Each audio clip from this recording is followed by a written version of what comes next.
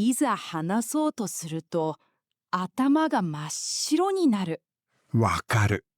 頭の中で必死に英作文してるあの感じ。やっと文章ができた頃には、もう次の会話に進んじゃってる。自分だけかなーって不安になるけど、実はみんな同じ道を通るんだよね。実は単語を増やす前に翻訳癖を外すコツがあるんです。今日はあの言葉が止まる瞬間を一緒になくしていく話をしよう。皆さんこんにちは。ななみです。たくみです。今日もよろしくお願いします。このポッドキャストは日本語を勉強している皆さんが毎日少しずつ自然な日本語に触れられる番組です。リラックスして楽しんでいってくださいね。たくみさん、正直に聞いてもいいですか？もちろん、どうぞ。日本語を勉強している人からよくこんな話を聞くんです。単語も知ってる。文法もわかる。でも、いざ話すと頭が完全に止まってしまう。それすごくリアルな悩みだよね。なんで止まってしまうんでしょ実はね、これは日本語が足りない問題じゃないんだ。脳の中にまだ回り道が残ってるから。う？回り道？例えば、誰かが今日何食べたって聞く。その瞬間、脳の中で何が起きるかわかる？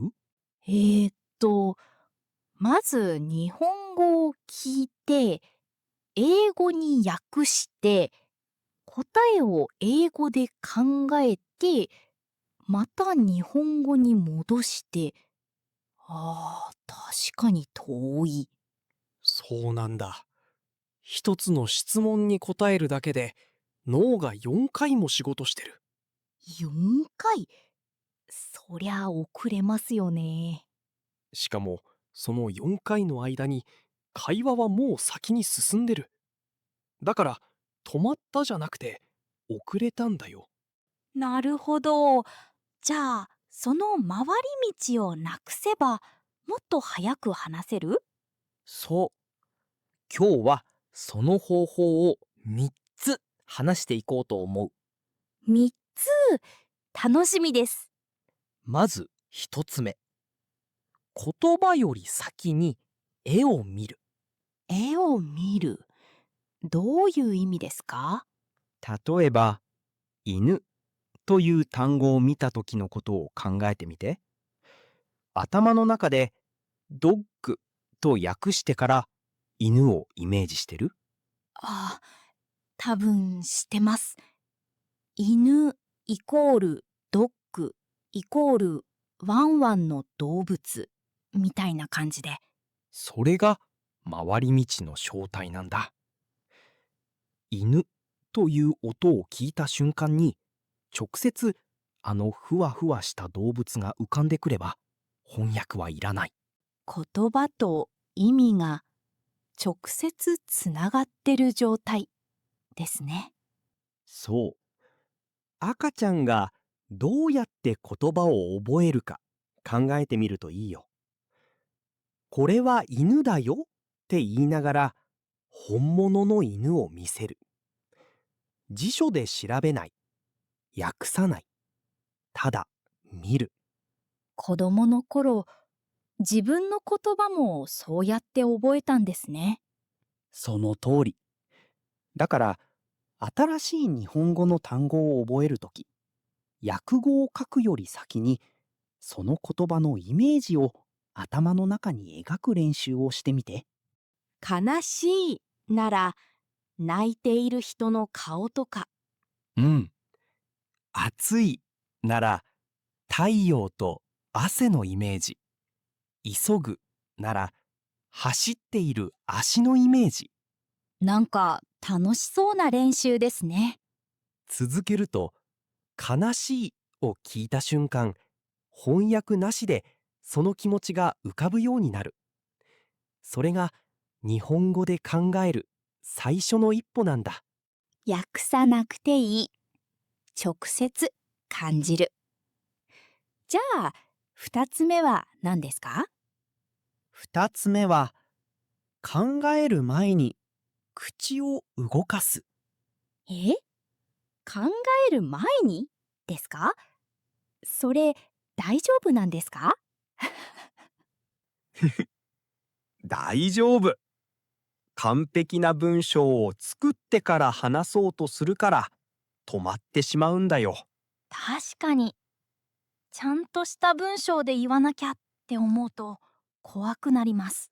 日本語のネイティブスピーカーも完璧な文章を作ってから話してるわけじゃない。話しながら考えてるんだよ。話しながら考える。それってどうすれば練習できますか？一つ面白い練習を教えるよ。つなぎ言葉から始めるという方法。つなぎ言葉？例えば、えーっと、そうですね。実は、こういう言葉を最初に出すだけで、脳に今から日本語で話すよというサインを送れる。ああ、準備運動みたいな感じですね。そう。と言っている間に次の言葉が浮かんでくる。翻訳する時間は消えて、日本語で考える時間に変わる。なるほど。沈黙より、の方が自然ですね。しかも、日本人もよく使う言葉だから、全然不自然じゃない。私ももっと恐れずに口を動かしてみます。完璧じゃなくていい。動かすことが大事。そして3つ目。日本語モードを意図的に作るという方法。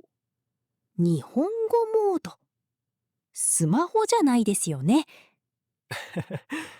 スマホじゃないけど、イメージは近い。脳にも切り替えのスイッチがあるんだよ。切り替えのスイッチ。例えば、毎朝コーヒーを飲むとき、必ず日本語で独り言を言ってみる。今日もいい天気だな。少し眠いな。そういう短い言葉でいい。短くていいんですね。大事なのは、この習慣が始まったら日本語の時間だと脳が覚えること。毎日同じことをすると脳が自動的にモードを切り替えてくれるようになる。スポーツ選手が試合前に同じルーティンをするのと似てますね。まさにそれ。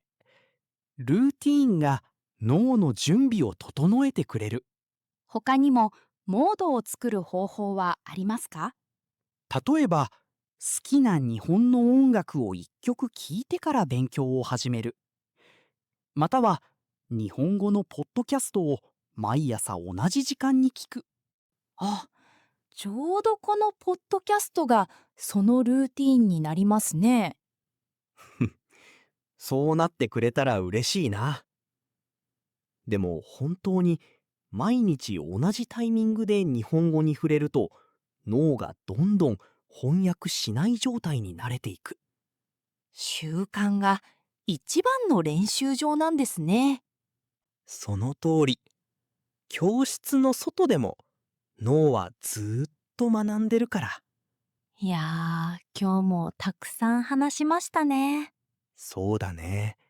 翻訳癖ってなかなか自分では気づけないけど、気づいた瞬間から変えられるものだからね。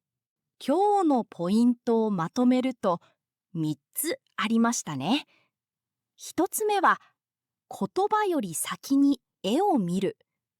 訳さずに直接イメージとつなげる。2つ目は考える前に口を動かす。完璧を待たずにつなぎ言葉から始める。そして3つ目は日本語モードを作る。毎日の小さなルーティーンで脳を自然に切り替える。どれも今日からできることだよね。はい、それでは今日のベストフレーズ3選です。1つ目、頭が真っ白になる。頭の中が完全に空っぽになる状態です。緊張した時や焦った時によく使う表現ですよ。2つ目、つなぎ言葉。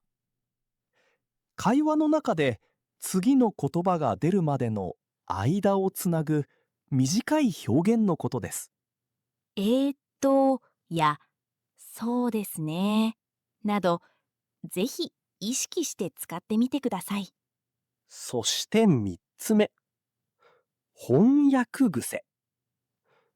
無意識に頭の中で他の言語に訳してしまう習慣のことです。自分に翻訳癖があると気づいた人、今日から少しずつ外していきましょう。それでは最後に、リスナーの皆さんへ質問です。皆さんは日本語を話すとき、頭の中で翻訳してしまうことがありますか？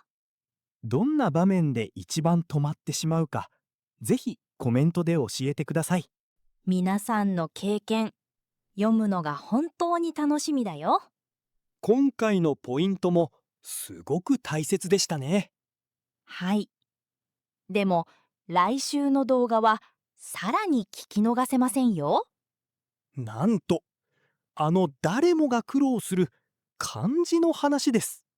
実は、9割の人が覚え方を間違えています。本当ですか？どうしてですか？フラッシュカードだけだと、脳はただの記号だと思います。だから次の日には全部消えてしまうんですね。でも、脳が自然に覚えたくなる技があります。一気に日本人みたいに読めるようになる秘密ですね。次のエピソードのためにチャンネル登録してね。